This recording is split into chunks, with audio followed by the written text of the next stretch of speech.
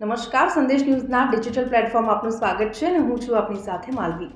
રિક્ષા ચાલકો, જો તમારી રિક્ષામાં મીટર ન હોય તો લગાવી લેજો, કારણ કે હવે જો 1 જાન્યુઆરીથી તમારી રિક્ષામાં મીટર નહીં લગાવ્યું હોય તો તમારી ઉપર કાર્યવાહી કરવામાં આવશે।